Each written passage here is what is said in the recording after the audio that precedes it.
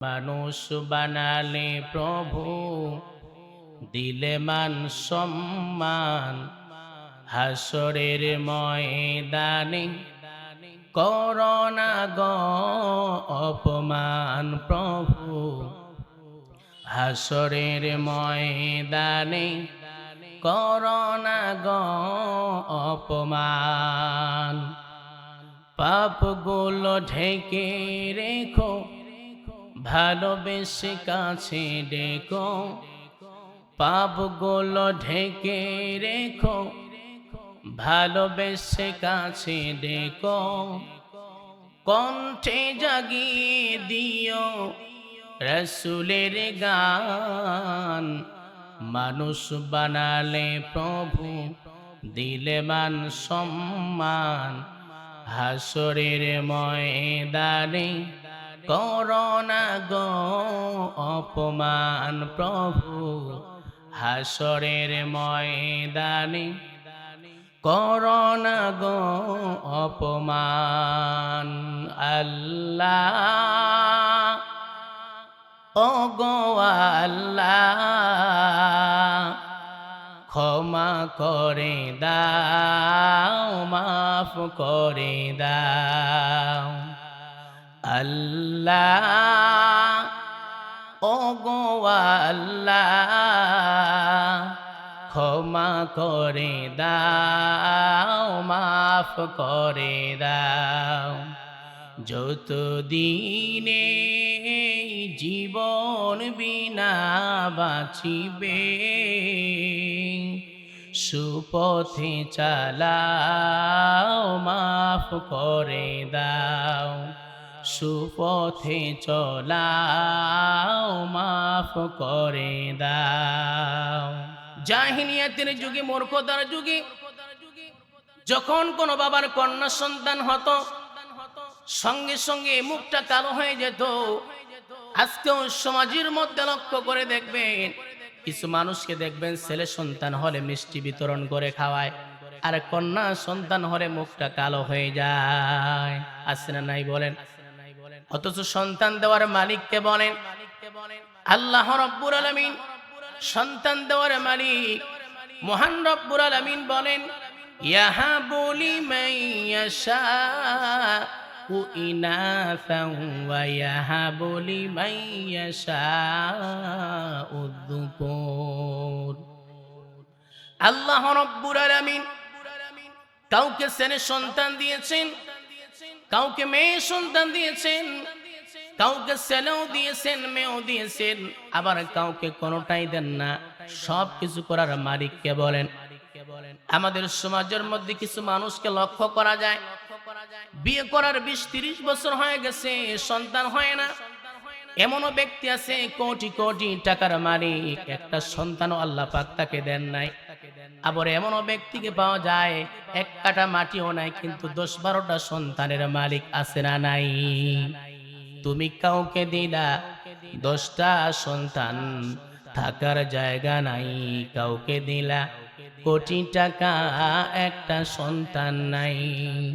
ধন সম্পত্তি, টাকা পয়সা, ধন সম্পত্তি দিলা বেশি করে, কিন্তু মরার পরে কান্দে করে, কবরে নামাবে কে তারে রে। রঙের খেলা খেলছো দয়াল রে দয়াল, তোমার খেলা চমৎকার। আসমানেতে বসাইছো চাঁদ সূরজের বাজারে, রঙের খেলা খেলছো দয়াল রে। একটু চিৎকার দিয়ে বলেন মারহাবা। তাহলে ওই জাহিলিয়াতের যুগে, মূর্খতার যুগে নারীদের কোনো মর্যাদা ছিল না। বাবাকে যখন মেয়ে সন্তানের সুসংবাদ দেওয়া হতো, সঙ্গে সঙ্গে বাবার মুখটা কালো হয়ে যেত। কিন্তু আমার ভাইয়েরা, বিশ্ব নবী বলেন, যে পরিবারের মধ্যে সর্বপ্রথম কন্যা সন্তান হয়, আল্লাহ পাক ওই পরিবারটাতে রহমত দিয়ে ভরপুর করে দেন। বলি সুবহানাল্লাহ। আল্লাহর পয়গম্বর মুসা আলাইহিস সালাতু ওয়াস সালাম আল্লাহকে একদিন প্রশ্ন করলেন, আয় আল্লাহ, তুমি আমাদের উপর কখন সন্তুষ্ট থাকো, কখন অসন্তুষ্ট থাকো আমরা তো জানি না, বুঝি না। আল্লাহ বলে, মূসা রে, আমি যখন বান্দাদের উপর সন্তুষ্ট থাকি, খুশি হয় আমি আল্লাহ তিনটি কাজ করি। কয়টি কাজ বলেন? তিনটি। আল্লাহ রাব্বুল আলামিন বলেন, মূসা রে, আমি যখন আমার বান্দাদের উপর খুশি হয় আমি আল্লাহ বান্দাদের জন্য আসমান থেকে রহমতের বৃষ্টি নাজিল করি। বলি সুবহানাল্লাহ। 2 নম্বর হলো, আমি আল্লাহ রাব্বুল আলামিন যখন কোন বান্দার উপর খুশি হয়ে যাই, খুশি হয়ে ওই বান্দার বাড়িতে আমি মেহমানকে পাঠিয়ে দেই। বলি সুবহানাল্লাহ। এই জন্য বিশ্বনবী বলেন, ও আমার উম্মতেরা, তোমাদের বাড়িতে যখন কোনো মেহমান আসবে তোমরা রাগ করবে না, গোসা করবে না। কারণ মেহমান যখন মেজবানের বাড়িতে যায়, মেহমান একাই যায় না, মেহমান রহমত এবং বরকত নিয়ে মেজবানের বাড়িতে যায়। বলি সুবহানাল্লাহ। 3 নম্বর হলো, আল্লাহ রাব্বুল আলামিন বলেন, মূসা নে, আমি যখন কোনো বান্দার উপর খুশি হই আমি আল্লাহ খুশি হয়ে ওই বান্দাকে কন্যা সন্তান দান করি। বলি সুবহানাল্লাহ। তাহলে কন্যা সন্তান রহমত নাকি গজব? বলেন, রহমত। কিন্তু জাহিলিয়াতের যুগে যখন কন্যা সন্তান হতো মুখটা কালো হয়ে যেত। শুধু তাই নয়, মহান রব্বুল আলামিন বলেন, يتوارى من القوم من سوء ما بشر به أيمسكه على هون أم يدسه في التراب ألا ساء ما يحكمون। জোরে বলি আল্লাহু আকবার। আল্লাহ রাব্বুল আলামিন জাহিলিয়াতের যুগের কথা বলছেন। ওই জাহিলিয়াতের যুগে, মূর্খতার যুগে যখন কোন বাবার কন্যা সন্তান হতো, শুধু মুখটা কালো হয়ে যেত না, বরঞ্চ বাবা নিজের কন্যা সন্তানকে জীবন্ত মাটির মধ্যে পুঁতে ফেলতো। জোরে বলে নাউজুবিল্লাহ। এমন বহু ঘটনা আছে, বাবা নিজের কন্যা সন্তানকে জীবন্ত হত্যা করেছে। তার মধ্যে একজন সাহাবীর ঘটনা আছে। সেই সাহাবীর নাম হলো দাহিয়াতুল কলবি রাদিয়াল্লাহু তাআলা আনহু। হযরত দাহিয়াতুল কলবি রাদিয়াল্লাহু তাআলা আনহু এমন একজন সাহাবী ছিলেন, জিবরাইল আলাইহিস সালাতু ওয়াস সালাম যখন নবীর কাছে আসতেন, একজন সাহাবীর সুরত ধরে আসতেন। তিনি হচ্ছেন দাহিয়াতুল কলবি রাদিয়াল্লাহু তাআলা আনহু। হযরত দাহিয়াতুল কলবি রাদিয়াল্লাহু তাআলা আনহু ইসলাম ধর্ম যখন গ্রহণ করলেন, ইসলাম ধর্ম গ্রহণ করার পর তিনি কান্না করতেছেন। নবীজি বলছেন, দাহিয়াতুল কলবি, কেন কান্না করো? তুমি তো ইসলাম ধর্ম গ্রহণ করার কারণে আল্লাহ তাআলা তোমার জীবনের সব গুনাহগুলো মাফ করে দিয়েছেন, কেন কান্না করো? দাহিয়াতুল কলবি বলে, ইয়া রাসূলুল্লাহি, ইয়া হাবিবাল্লাহ, আমি তো জানি ইসলাম ধর্ম গ্রহণ করার কারণে আল্লাহ আমার জীবনের সব গুনাহগুলো মাফ করে দিয়েছেন। কিন্তু জাহিলিয়াতের যুগে, মূর্খতার যুগে যখন একটা গুনার কথা আমার স্মরণ পড়ে যায়, তখন আমার বুক ফেটে কান্না বের হয়। নবীজি বলছেন, দাহিয়াতুল কলবি, জাহিলিয়াতের যুগে তুমি কি গুনাহ করেছো আমার কাছে বর্ণনা করো।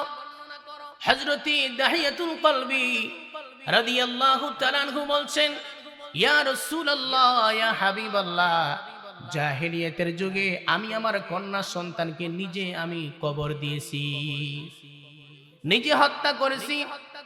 নবীজি বলছেন, সাহাবী, কেমনে তুমি হত্যা করেছো আমাকে তুমি বলো।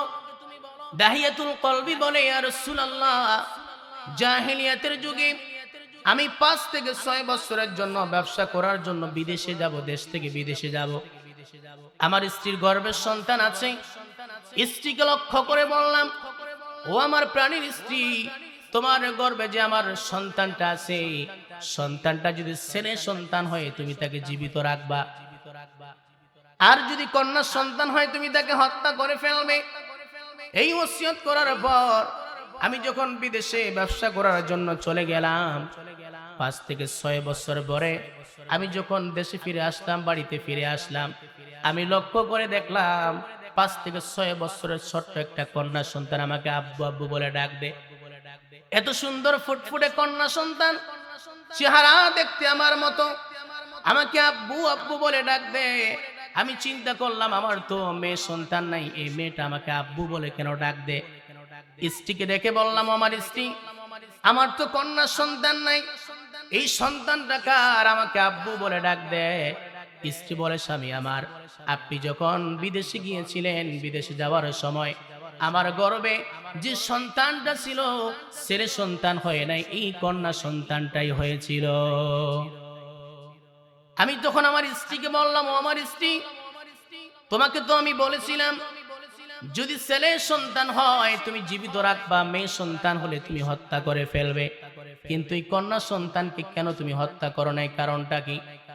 স্ত্রী রেখে বলে, স্বামী আমার, আমি কেমনে হত্যা করব, এই সন্তানটাকে আমার গর্ভে রেখেছিলাম 10 মাস 10 দিন, প্রসব বেদনার যন্ত্রণা সহ্য করেছি। আমার সন্তান যখন ভূমিষ্ঠ হলো, দেখলাম হুবহু চেহারা আব্বার মতোই হয়েছে, কেমনে আমি তাকে হত্যা করি, আমি মা তাকে হত্যা করতে পারে নাই। ইয়া রাসূলুল্লাহ, রাতের বেলা যখন ঘুমাতে যাই, কন্যা সন্তানটা আমার গলা জড়িয়ে ধরে ঘুমায়। আস্তে আস্তে এই কন্যা সন্তানের প্রতি মহব্বত ভালোবাসা বাড়তে লাগলো। শয়তান একদিন আমাকে ধোঁকা দিল, কুমন্ত্রণা দিল, এই কন্যা সন্তান যখন বড় হবে তাকে তো মানুষের বাড়িতে যেতে হবে, বিয়ে দিতে হবে। ওই সময় মানুষের সামনে আমি কেমনে মুখ দেখাবো, সমাজের মধ্যে কেমনে মুখ দেখাবো? সিদ্ধান্ত নিয়ে নিলাম যেমন করেই হোক আমি তাকে হত্যা করে ফেলবো, কিন্তু আমার স্ত্রীর চোখ কেমনে আমি ফাঁকি দিব? আমার স্ত্রী সবসময় ওর মেয়েটাকে পাহারা দেয়। আমি তখন কৌশল করলাম, স্ত্রীকে ডেকে বললাম, ও আমার স্ত্রী, তোমার বাবার বাড়িতে অনেক দিন ধরে যায় নাই, আমার কন্যা সন্তানটাকে একটু সাজিয়ে গুছিয়ে দাও, তাকে তোমার বাবার বাড়িতে নিয়ে যাব। স্ত্রী শুনে তো মহা খুশি। আসলেই তো আমার স্বামী বহু বছর ধরে আমার বাবার বাড়িতে যায় নাই, আমার কন্যা সন্তানকে যখন সাজিয়ে দিল, কন্যা সন্তানকে সঙ্গে নিয়ে আমি মরুভূমির দিকে রওনা হলাম। আমার কন্যা সন্তানটা বলছে, বাবা, জীবনে তো বহুবার নানার বাড়িতে গিয়েছিলাম, কিন্তু এই রাস্তা দিয়ে তো কোনোদিন আমি যাই নাই, তুমি আমাকে কোথায় নিয়ে যাচ্ছ? আমার কন্যা সন্তানটাকে প্রশ্নের জবাব দিলাম না। মরুভূমির মাঝখানে যখন চলে গেলাম, আমি তখন একটা গর্ত খনন করতে শুরু করলাম। তবু আমার কন্যা সন্তানটা বুঝতে পারে নাই। গর্ত খনন করতেছি, আমার শরীর থেকে ঘাম পড়তেছে, আর মেয়েটা বলছে, বাবা, এত কষ্ট করার কি দরকার ছিল, যদি কাউকে ঠিক করতে তাহলেই তো পারতে। আমার সন্তান এই কথা বলছে আর আমার চেহারা থেকে ঘামগুলো মুছে দিচ্ছে, তবু আমার দিলের মধ্যে কোনো রহম আসলো না। ইয়া রাসূলুল্লাহ, ইয়া হাবিবাল্লাহ, গর্ত খনন করা যখন শেষ হয়ে গেল, আমার সন্তানটাকে বললাম, আমার সন্তান, দেখো তো গর্তটা কত গভীর হয়েছে।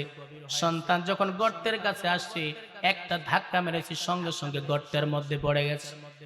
বিশাল বড় একটা পাথর নিয়ে সন্তানের মাথার মধ্যে যখন আঘাত করলাম, রক্তগুলো ফিনকে দিয়ে বের হয়ে গেল। সন্তানটা দুনিয়া থেকে বিদায় নিয়ে গেল। দাফন দেওয়ার পরে আমি যখন চলে আসছি, রাতের বেলা আমার সন্তানটা আমাকে স্বপ্নে দেখায়, বাবা, আমি কি কন্যা সন্তান হওয়াটাই কি আমার অপরাধ ছিল?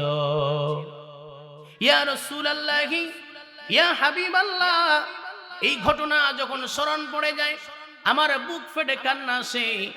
ইয়া রাসূলুল্লাহ, আল্লাহ কি আমাকে মাফ করবেন কি করবেন না? এই ঘটনা যখন রাসূল শুনছিলেন, তখন রাসূলের চোখ দিয়ে পানি বের হচ্ছিল। নবীজি বলছেন, সাহাবী, মানুষকে এত পাষাণ হৃদয় হতে পারে, এত কঠিন দিলের হতে পারে?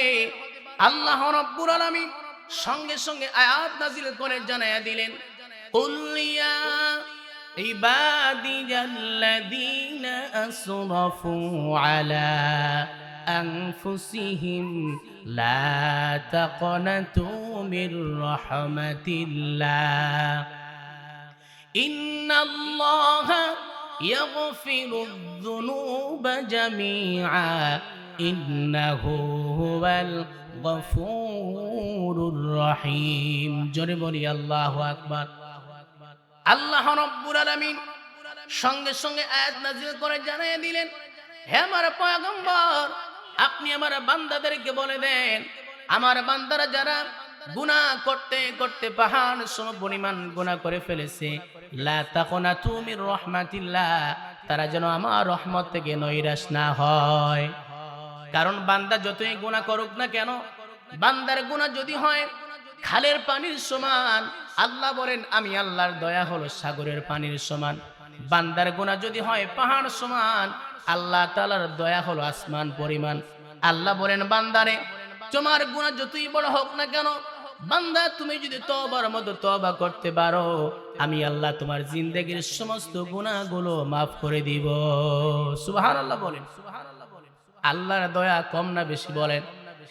বিশ্ব নবী বলেন আল্লাহ তাআলা তার রহমটাকে 100 টুকরা করেছেন, 99 টুকরা তার কাছে রেখে দিয়েছেন, আর এক টুকরা সারা পৃথিবীর সমস্ত মাখলুকাতের ভিতরে বন্টন করে দিয়েছেন। এক টুকরা রহমের মধ্যে কিছু আমি পেয়েছি, আপনি পেয়েছেন, আপনার বাবা পেয়েছে, মা পেয়েছি, আমার বাবা পেয়েছে, মা পেয়েছে। সামান্য এক টুকরা কিছু অংশ পাওয়ার কারণে বাম্মা নিজের থেকে সন্তানকে বেশি মহব্বত করে, ঠিক কিনা বলে?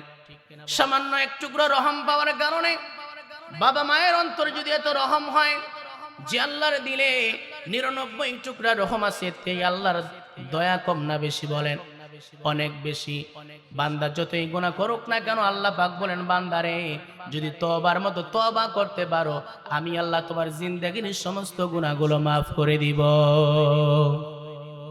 তুমি রহমান, তুমি মেহেরবান, অন্ধ গাহে না শুধু তোমারি গুণগান, বুঝেও বোঝে না তবু শান। তুমি রহমান, তুমি মেহেরবান, কখনো তোমাকে যদি ভুলি, হেদায়েতের আলো জেলে নিও কাছে তুলি, কখনো তোমাকে যদি ভুলি, হেদায়েতের আলো জেলে নিও কাছে তুলি, দয়া করো ক্ষমা করো, দয়া করো ক্ষমা করো, ওহে দয়াবান। তুমি রহমান, তুমি মেহেরবান। একটু চিৎকার দিয়ে বলেন মারহাবা। আমার ভাইরা, আমার বন্ধুগণ, তাহলে জাহেলিয়াতের যুগে নারীদের কোনো মর্যাদা ছিল না। কোন বাবার যদি কন্যা সন্তান হতো, সঙ্গে সঙ্গে জীবন্ত তাকে হত্যা করা হতো। কিন্তু দেখেন ইসলাম ধর্ম কত সুন্দর, কত সম্মান দিয়েছেন। বিশ্ব নবী যখন দুনিয়াতে আসলেন, নারীদেরকে কত সম্মান দিলেন।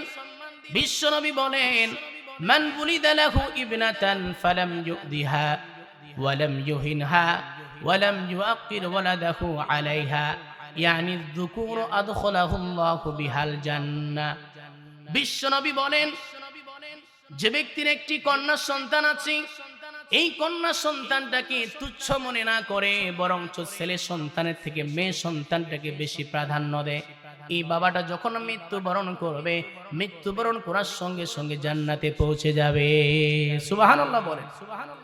অন্য হাদিসের মধ্যে বিশ্ব নবী বলেন মান আলা সালাসা বানাতিন আও সালাসা আখওয়াতিন, যদি কোনো ব্যক্তির 3টি মেয়ে আছে অথবা 3টি বোন আছে, 2টি মেয়ে আছে অথবা 2টি বোন আছে, এদেরকে অবহেলা না করে, এদেরকে সুন্দর করে লালন পালন করে, উপযুক্ত বয়স হওয়ার পরে তাদেরকে উত্তম পাত্র দেখে বিয়ে দেয়, আল্লাহ রাসূল বলেন এই বাবা এবং ভাই মৃত্যুবরণ করার সঙ্গে সঙ্গে জান্নাতে চলে যাবে। সুবহানাল্লাহ বলেন। তাহলে নবীজি আসার পরে নারীদের কত সম্মান দিলেন। আবার মা বাবার থেকে মায়ের দাম কম না বেশি বলেন? বেশি। একজন সাহাবী নবীর সামনে আসলেন, আসার পরে জিজ্ঞেস করলেন ইয়া রাসূলুল্লাহ, ইয়া হাবিবাল্লাহ, আমি কার খেদমত করব? নবীজি বলছেন সাহাবী তুমি তোমার মায়ের খেদমত করো। সাহাবী দ্বিতীয়বার প্রশ্ন করলেন, ইয়া রাসূলুল্লাহি ইয়া হাবিবাল্লাহ, আমি কার খেদমত করব? নবীজি বলছেন, তুমি তোমার মায়ের খেদমত করো। সাহাবী তৃতীয়বার আবার প্রশ্ন করলেন, ইয়া রাসূলুল্লাহ ক্বালুহু ফি আমাইন। আল্লাহ পাক বলেন, বান্দারে, তোমার বাবার চাইতে মায়ের হক 3 গুণ বাড়িয়ে দিয়েছি 3টি কারণে। 1 নম্বর হলো হামালাতহু উম্মুহু, তোমার মা তোমাকে পেটে ধারণ করেছে, বাপ কিন্তু পেটে ধারণ করে নাই। নাম্বার 2 হলো একজন মা প্রসব বেদনার যন্ত্রণা সহ্য করেছেন, মাকে বাবাকে সহ্য করতে হয় নাই। নাম্বার 3 হলো হাউলাইনি কামিলাইন, 2টি বছর ধরে মা সন্তানকে কষ্ট করে দুধ পান করিয়েছেন। এই কারণে আল্লাহ তাআলা বাবার চাইতে মায়ের হক 3 গুণ বাড়িয়ে দিয়েছেন। বলে সুবহানাল্লাহ। আমার ভাইরা, আমার বন্ধুগণ, আবার আল্লাহ তাআলা মায়ের অন্তরে কত রহম দিয়েছেন। বাস্তব একটা ঘটনা বলি। এই বাংলাদেশে রাজশাহী মেডিকেল হসপিটালে একজন গর্ভধারিণী মা, তাকে যখন ডেলিভারি রুমে নিয়ে যাওয়া হলো, ডাক্তারেরা পরীক্ষা নিরীক্ষা করে দেখলো, দেখার পরে রিপোর্ট দিল মা বাঁচবে অথবা সন্তানটা বাঁচবে।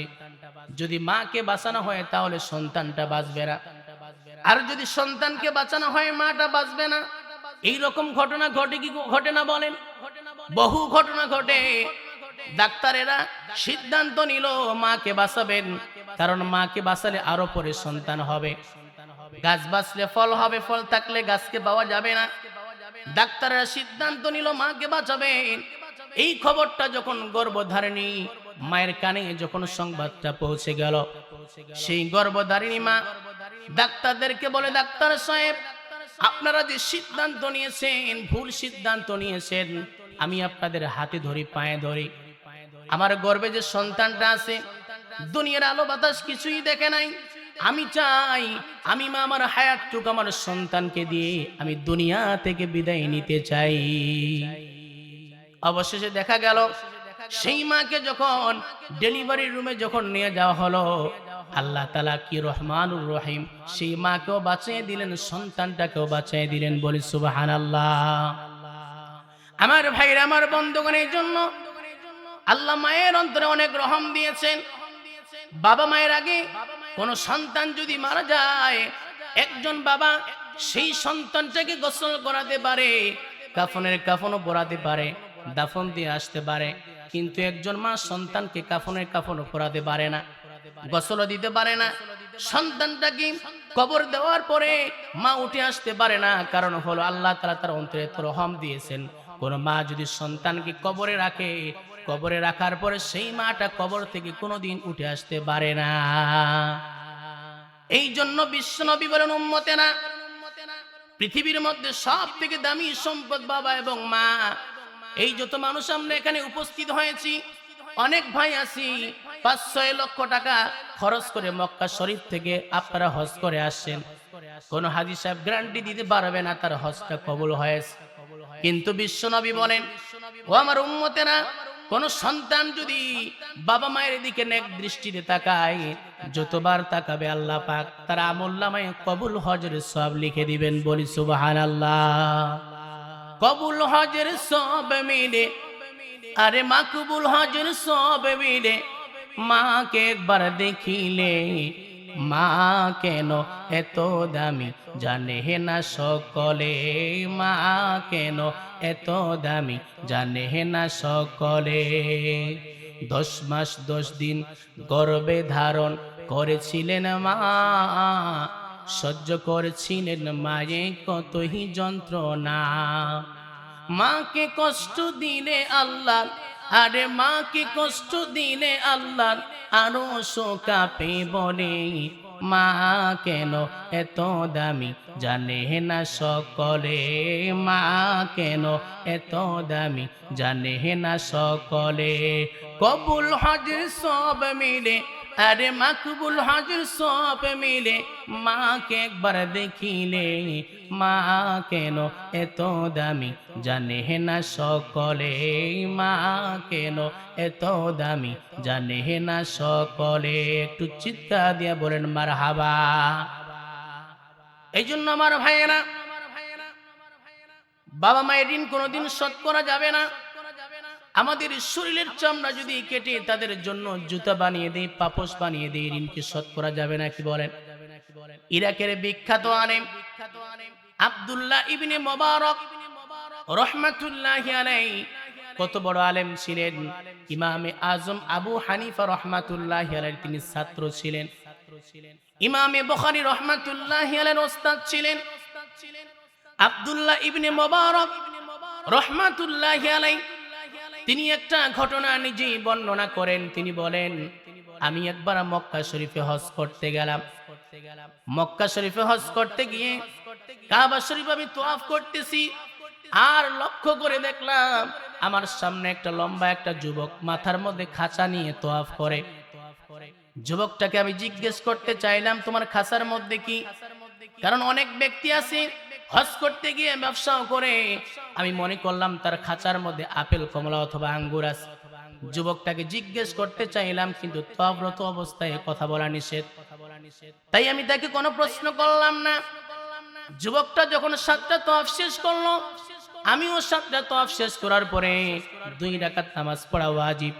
যুবকটা 2 রাকাত নামাজ পড়ার পরে যুবকটাকে জিজ্ঞেস করলাম, যুবক হজ করতে আসছো ভালো কথা, হজের ফাঁকে ব্যবসা করা যায়। আমি লক্ষ্য করে দেখলাম তোমার মাথার মধ্যে যে খাঁচা আছে, এই খাঁচার মধ্যে আপেল, কমলা অথবা আঙ্গুর আছে। তুমি ব্যবসার জন্য এই খাঁচাটা তুমি মাথার মধ্যে নিয়ে ঘুরাইতেছো।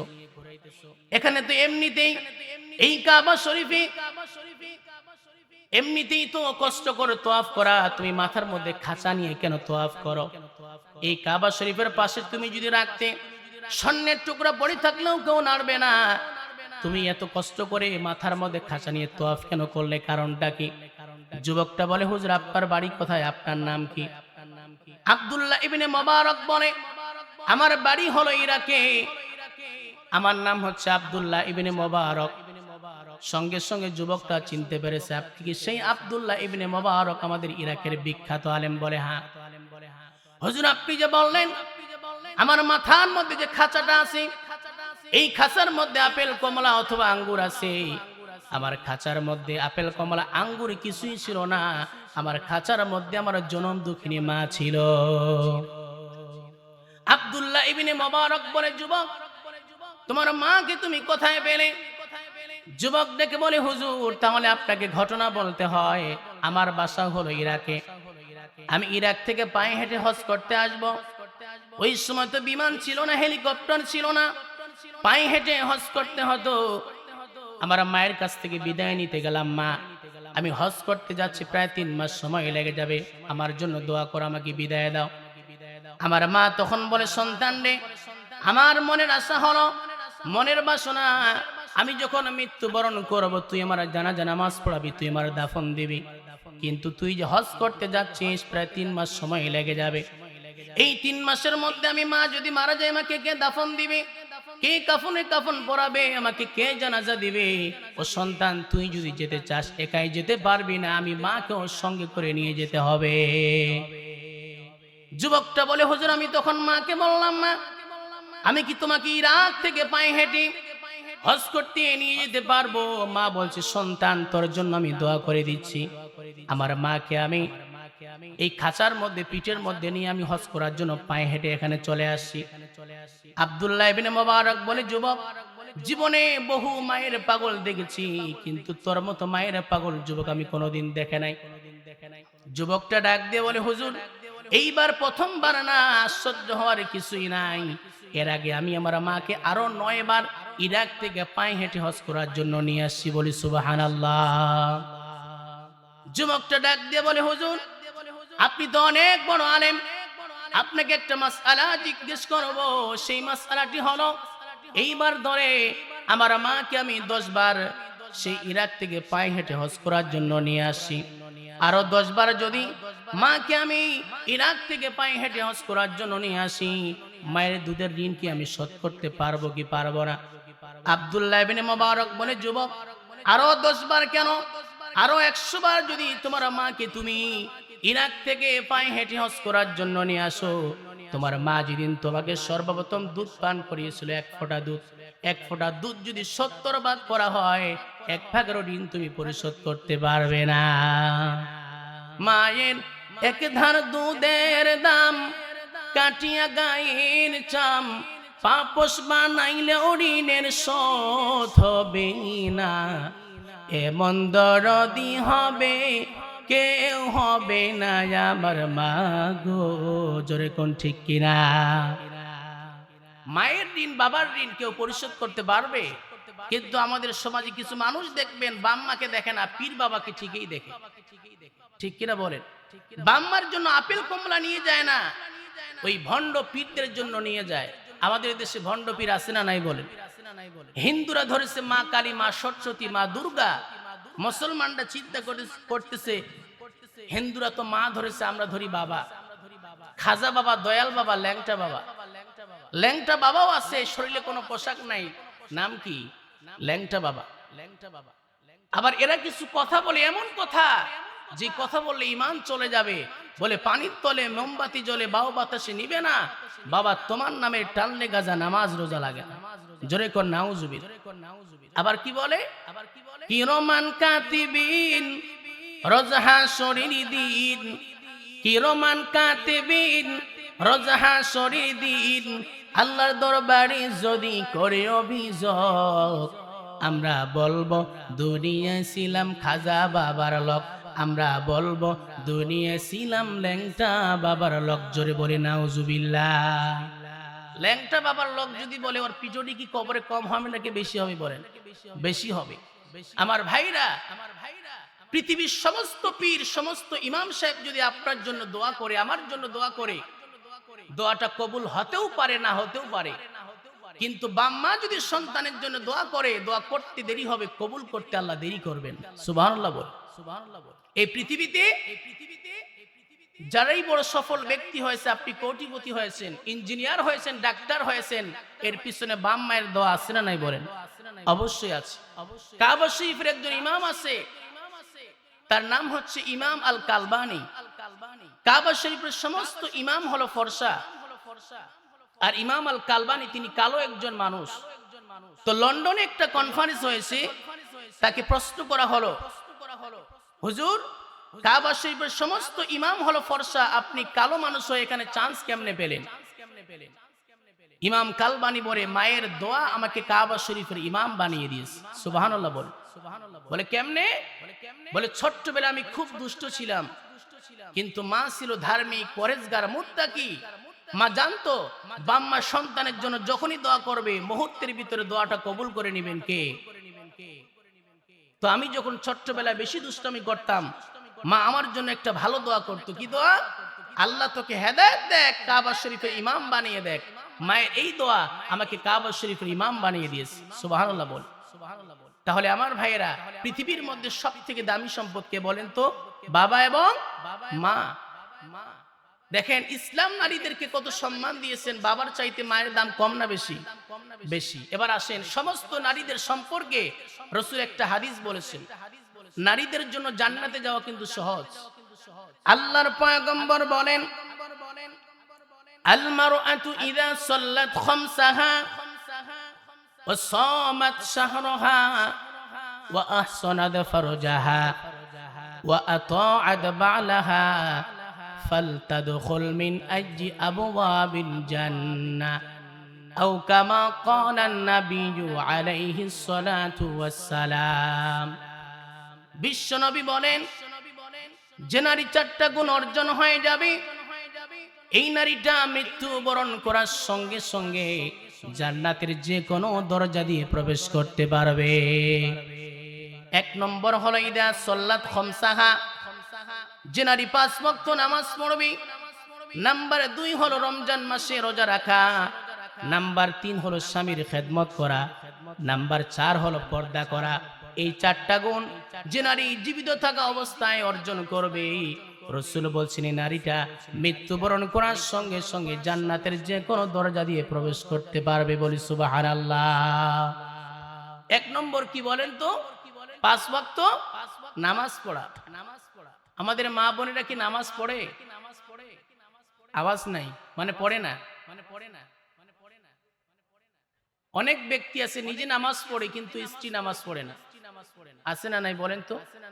নিজে নামাজ পড়ে সন্তানটা নামাজ পড়ে না, অথচ আপনার সন্তান যদি স্কুলে না যায় আপনি মারধর করেন, কিন্তু সন্তান মসজিদে আসে না, নামাজ পড়ে না।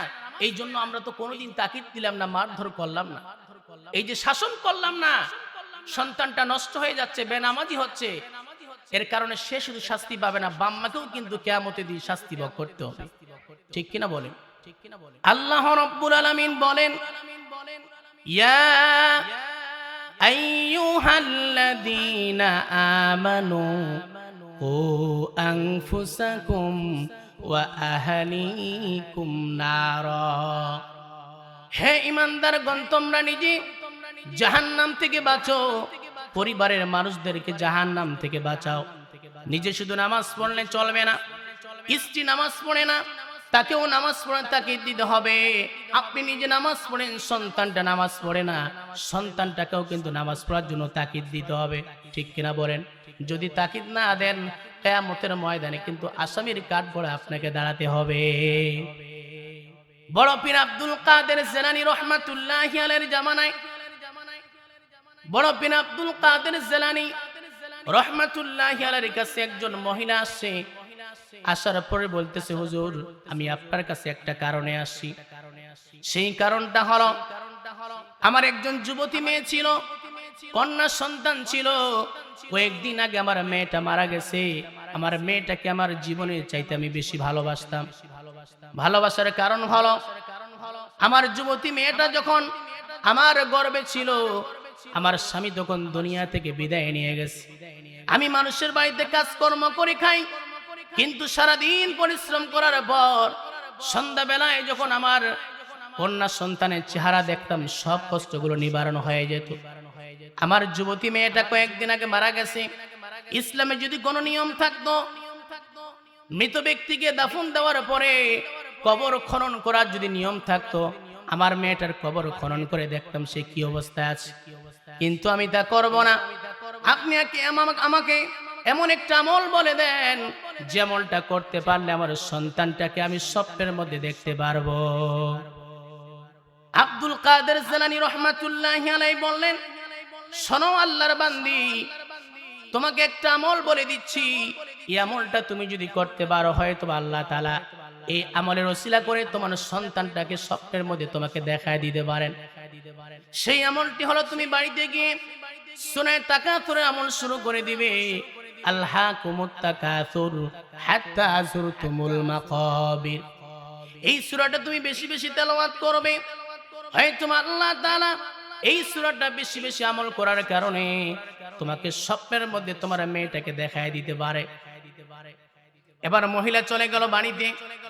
যাওয়ার পরে রাতের বেলা যখন হয়ে গেছে, আল্লাহর বান্দি আব্দুল কাদের জিলানী রাহমাতুল্লাহি আলাইহির কথা মতো তিনি আমলটা শুরু করে দিলেন। আলহাকুমুত তাকাসুর হাত্তা যুরতুমুল মাকাবির। সূরাটা পড়তে পড়তে মহিলা যখন ঘুমিয়ে পড়লেন, ঘুমের মধ্যে মহিলা স্বপ্নে দেখে এই মহিলা অজানা কোন গন্তব্যের দিকে রওনা দিয়েছে। দূর থেকে দেখে বিশাল বড় একটা লাইট দেখা যায়। কাছে গিয়ে দেখে লাইট না, সেটা হলো জাহান্নামের আগুন। এই আগুনের মধ্যে উলঙ্গ কোন একটা মেয়েকে ফেরেশতারা পিটাইতেছে, মেয়েটা চিৎকার করতেছে। এই আল্লাহর বান্দি এই মহিলা কাছে গিয়ে দেখে যে মেয়েটাকে পিটাইতেছে ওই আগুনের মধ্যে সেটা কেউ নয়, এটাই হলো তার যুবতী সন্তান।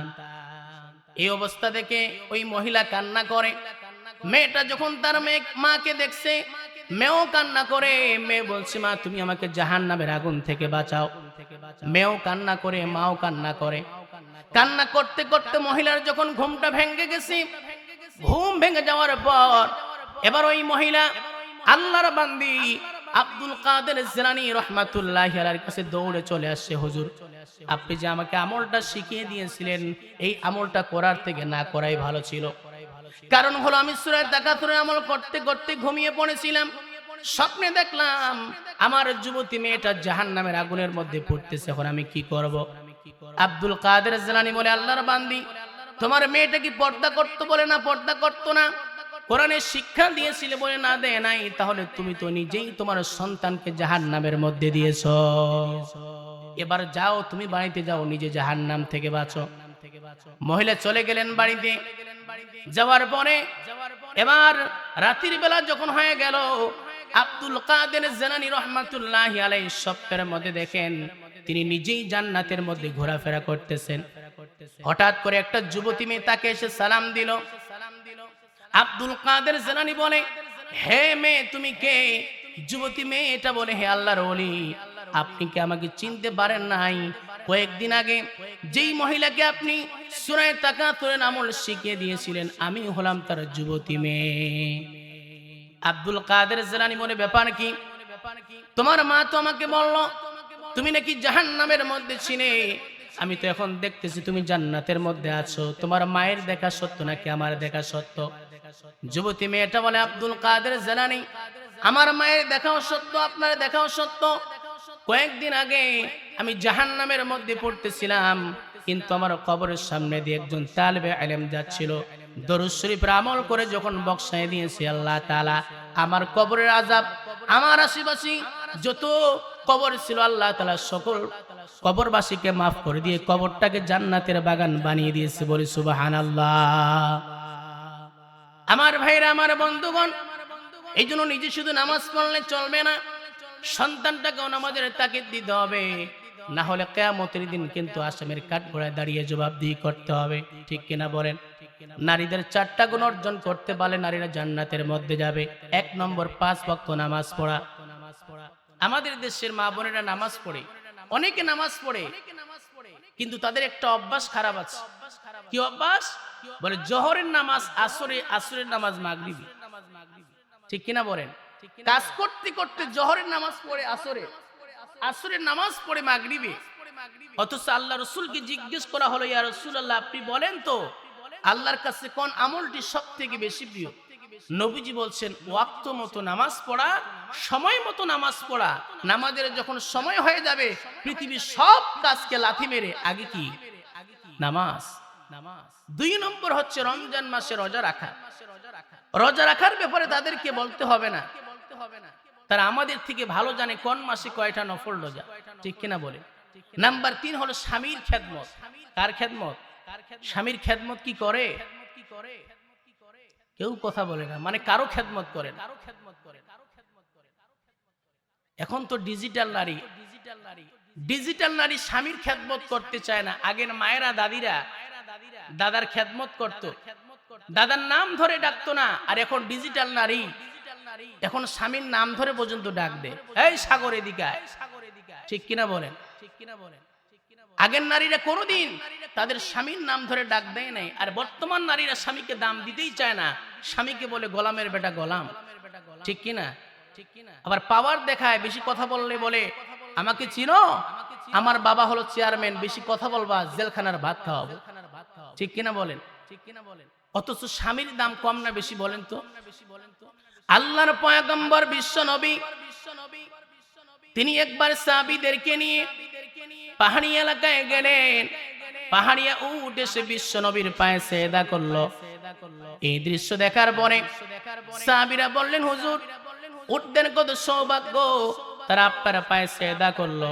আপনি যদি আমাদেরকে অনুমতি দেন, আমরাও আপনার পায়ে সেজদা করি। রাসূল বলছেন, সাহাবীরা, মানুষ মানুষকে সেজদা দেওয়ার অনুমতি নাই। যদি অনুমতি থাকতো পৃথিবীর সমস্ত নারীদেরকে বলতাম তারা যেন সকাল সন্ধ্যা স্বামীর পায়ে সেজদা করে। স্বামীর দাম বাড়িয়ে দিয়েছেন কে? আবার কিছু পুরুষ আছে, শুধু মায়েদের দোষ দিলে হবে না, কিছু পুরুষ আছে এরা স্ত্রীদেরকে গরু পিটা পিটে। আছে না নাই? যে সমস্ত পুরুষ তাদের স্ত্রীকে মারধর করে, এদের মতো বেহায়া নির্লজ্জ পৃথিবীতে আর কেউ নাই। ঠিক কিনা বলেন? এখন যে সমস্ত সংসার হচ্ছে, অধিকাংশ সংসারের মধ্যে অশান্তি। পুরুষ যদি স্বামী স্ত্রী ঝগড়া লাগতে পারে, স্বাভাবিক ব্যাপার। মাঝে মাঝে ঝগড়া হলে মহব্বত বাড়বে না কমবে? বলে বাড়বে। কিন্তু আজকে যে সমস্ত স্বামী স্ত্রীর মধ্যে ঝগড়া হয়, তালাক পর্যন্ত চলে যায়। কথায় কথায় যুবকেরা তালাক মারে, তুই তালাক, তোর মাও তালাক, তোর 14 গোষ্ঠী তালাক। ঠিক কিনা বলেন? অথচ রাসূল তিনটি জিনিসের ব্যাপারে ইয়ারকি করতে নিষেধ করেছেন। নাম্বার 1 হচ্ছে কোন স্বামী যদি স্ত্রীকে বলে তুই তালাক, সঙ্গে সঙ্গে তালাক হয়ে যায়। আজকে সমাজের মধ্যে বহু পুরুষ আছে তালাক দিয়েছে, আবার একসাথে সংসার করতেছে, আছে না নাই? কিয়ামতের দিন দেখবে সব জেনা লেখা হয়েছে, আপনার স্ত্রী নাই, অন্যের স্ত্রী হয়ে গেছে। আমাদের পুরুষ ভাইয়েরও দোষ আছে না নাই বলেন? আবার কিছু পুরুষ আছে স্ত্রীর কারণে বাপ মায়ের উপর জুলুম করে, আছে না নাই? আবার কিছু পুরুষ আছে বাপ মায়ের কারণে স্ত্রীর উপর জুলুম করে। মনে রাখবেন, বাপ মায়ের খেদমত করা যেমন ফরজ, স্ত্রীর সার্টিফিকেট ছাড়া কোনো পুরুষও জান্নাতে যেতে পারবে না। স্ত্রীর সার্টিফিকেট দরকার, আছে না নাই? আমরা কেমন ভালো না খারাপ মানুষের কাছে তো খুব সুফি সাহেব আমরা সাজি, কিন্তু আমরা কত নম্বর, 1 নম্বর না 2 নম্বর, পৃথিবীর কোনো মানুষ না জানলেও স্ত্রী কিন্তু ভালো জানে, ঠিক কিনা বলেন? এই জন্য তাদের সার্টিফিকেট দরকার, আছে না নাই? স্ত্রী হচ্ছে মহব্বতের জিনিস, ভালোবাসার জিনিস। আল্লাহ রাসূল সাল্লাল্লাহু আলাইহি ওয়াসাল্লাম, আমরা তো একটা স্ত্রীকে কন্ট্রোল করতে পারি না, কিন্তু আল্লাহ রাসূল একাধিক স্ত্রী তার ছিল, তিনি তার স্ত্রীদেরকে কিভাবে কন্ট্রোল করেছে দেখেন। একবার আল্লাহর নবী, তার সামনে 4 জন স্ত্রী বসা ছিল। আম্মা জান আয়েশা রাদিয়াল্লাহু তাআলা আনহা বলছেন, ইয়া রাসূলুল্লাহ, আমাদের 4 জন স্ত্রীর মধ্যে আপনি কাকে বেশি ভালোবাসেন? প্রশ্নটা সহজ না কঠিন বলেন? কঠিন। একজনের নাম বললে 3 জন নারাজ হয়ে যাবে। নবীজি কি বুদ্ধিমান ছিলেন? নবীজি বলছেন, আয়েশা রে, তুমি যে আমাকে প্রশ্ন করেছো, তোমার প্রশ্নের জবাব আমি আজকে দিব না, আগামী কালকে তোমার প্রশ্নের জবাব আমি দিয়ে দিব। নবীজি 24 ঘন্টা সময় নিয়ে নিলেন। রাতের বেলা যখন হয়ে গেল, আল্লাহর নবী হযরত আয়েশার ঘরে ঢুকে 2টা খেজুর দিয়ে বলেন, স্ত্রী, 2টা খেজুর দিলাম, কোন স্ত্রী যেন না জানে। দ্বিতীয় স্ত্রী ঘরে ঢুকলেন, তাকেও 2টি খেজুর দিয়ে বললেন, ও আমার স্ত্রী, 2টা খেজুর দিলাম, কোন স্ত্রী যেন না জানে। তৃতীয় স্ত্রীর ঘরে ঢুকে তাকেও 2টা খেজুর দিয়ে বলেন, কেউ যেন না জানে। চতুর্থ নম্বর স্ত্রীর ঘরে ঢুকে 2টা খেজুর দিয়ে বলেন, স্ত্রী, 2টা খেজুর তোমাকে দিলাম, কোন স্ত্রী যেন না জানে।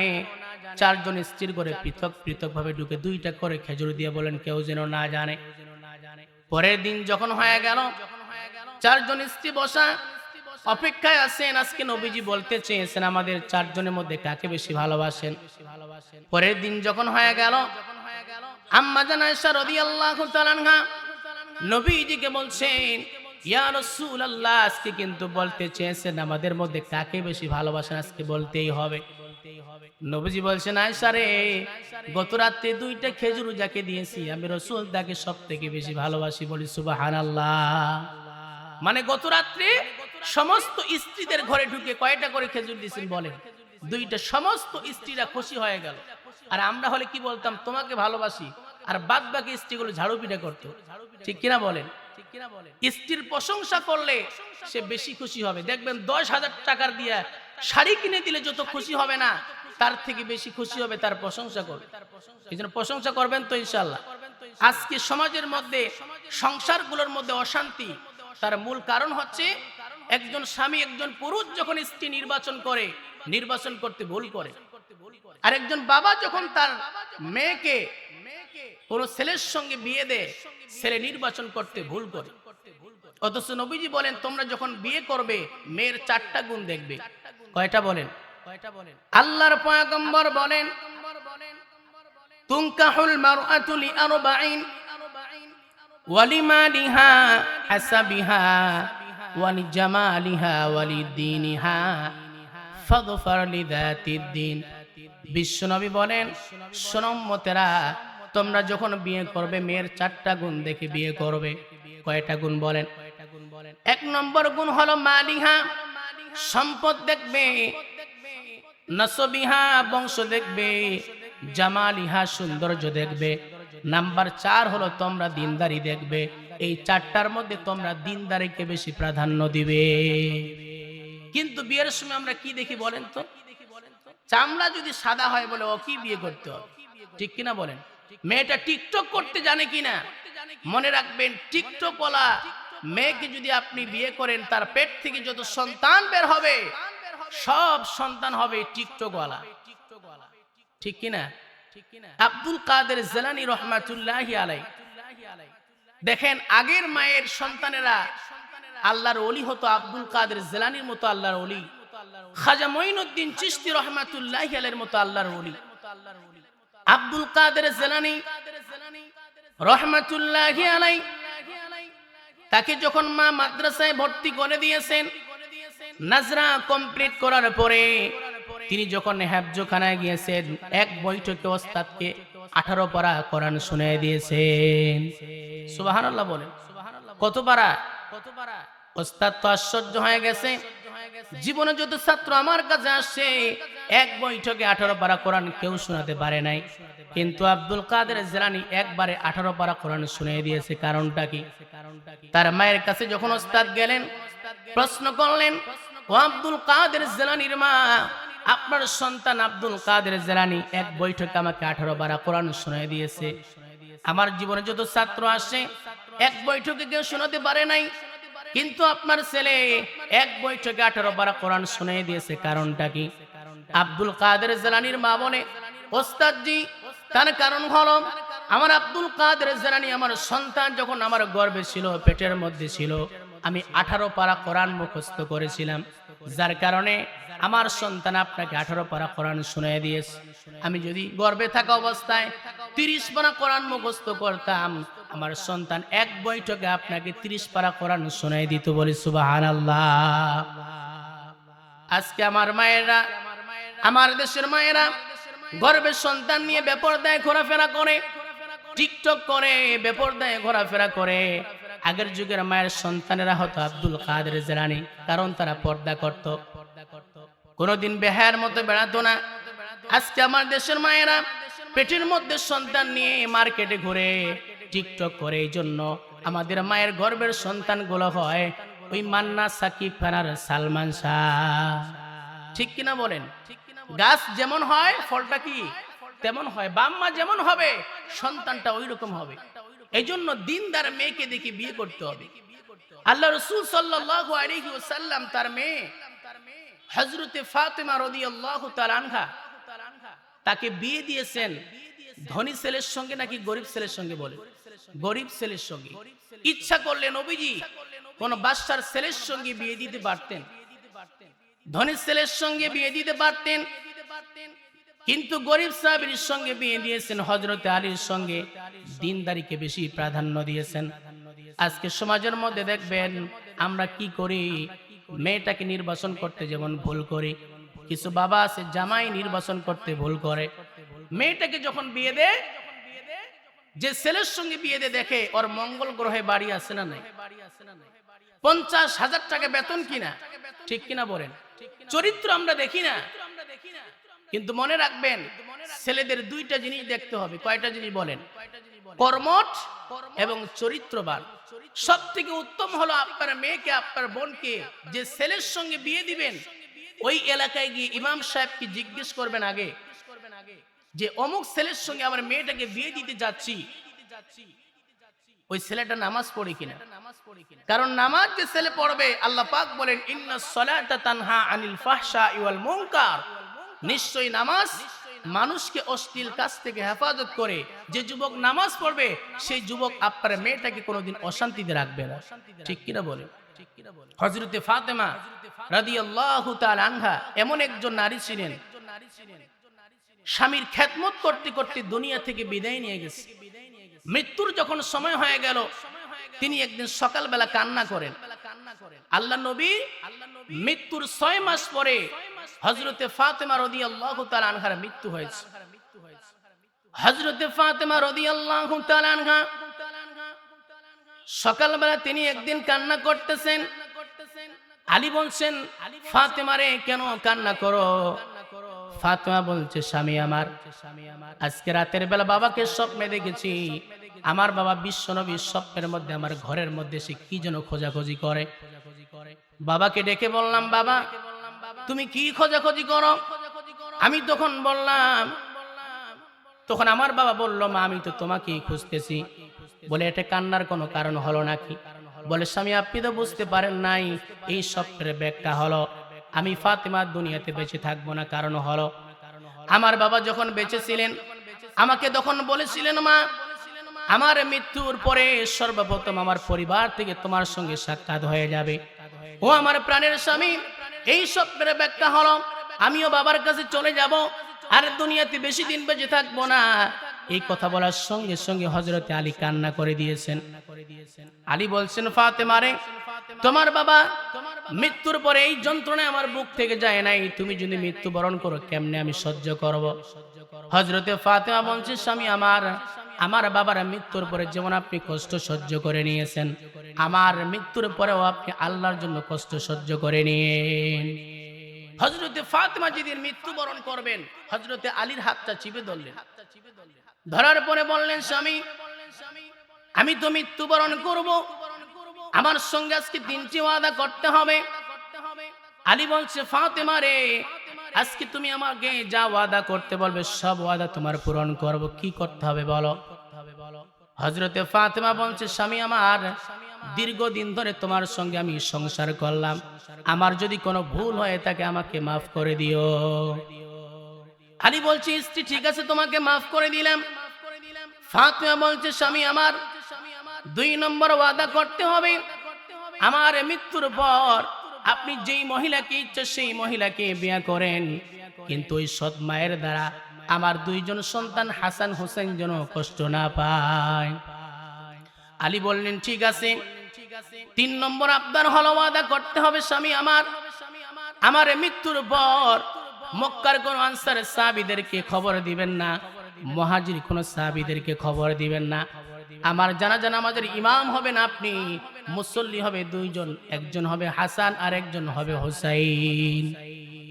এই কথা বলার পরে হযরতে আলী বলছে, না এই আবদার আমি পূরণ করতে পারবো না, কারণ তুমি তো সাধারণ কোন নারী না, বিশ্ব নবী কলিজার টুকরা মেয়ে ফাতেমা, জান্নাতের সমস্ত নারীদের সরদারনি, জান্নাতের সমস্ত যুবকদের সরদার হাসান হোসেইনের মা। তোমার যখন মৃত্যু হবে শত শত হাজার হাজার সাহাবী তোমার জানাজা নামাজ পড়বে, তোমার জন্য দোয়া করবে, কিন্তু তুমি আমাকে এই ওসিয়ত কেন করলে কাউকে বলা যাবে না, কারণটা কি? হযরতে ফাতেমা বলছে, স্বামী আমার এর কারণ হলো আমার বাবা যখন বেঁচে ছিলেন আমাকে বলেছিলেন, মা মৃত্যুর আগ পর্যন্ত কোন পরপুরুষ যেন তোর শরীরের কোন অংশ না দেখতে পারে। ও আমার প্রাণের স্বামী, আজ পর্যন্ত কোন পরপুরুষ আমাকে দেখতেই পারে নাই। আমার মৃত্যুর পরে যখন আমাকে খাটলির মধ্যে রাখা হবে, আপনি যদি সাহাবীদেরকে খবর দেন, তারা এসে যখন দেখবে ফাতেমা এতটুকু লম্বা ছিল, এতটুকু মোটা ছিল, মৃত্যুর পরে এই সমস্ত কথা আমি সহ্য করতে পারবো না। কি পরিমাণ পর্দাশীল ছিলেন হযরতে ফাতেমা। আর আমার দেশের মা বোনেরা কি করে? তারা টিকটক করে আবার ছবি ফেসবুকে আপলোড দেয়। মা বোনদেরকে লক্ষ্য করে বলছি, আপনি যে টিকটক গুলো করতেছেন, ফেসবুকে আপলোড করতেছেন, আপনি মরে যাবেন ঠিক, যত পুরুষ দেখবে কবরে কিন্তু আপনার গুনাহ পৌঁছতেই থাকবে। ঠিক কিনা বলেন? হযরতে আলী বলছেন, ঠিক আছে তাহলে 3 নম্বর আবদার পূরণ করব। কয়েকদিন পরে হযরতে ফাতেমার মৃত্যু হয়ে গেল। মৃত্যুর পর হযরতে আলী তাকে কাফন দিলেন। কাফন পরানোর পরে খাটটির মধ্যে যখন রেখেছেন, খাটটির পা কয়টা বলেন তো? 4 পা, কিন্তু মানুষ তারা 3 জন। হযরতে আলী চিন্তা করতেছেন, আমরা তো মানুষ 3 জন, আমার স্ত্রীর সঙ্গে ওয়াদা করেছি কাউকে বলা যাবে না, আরেকটা পাকে ধরবে।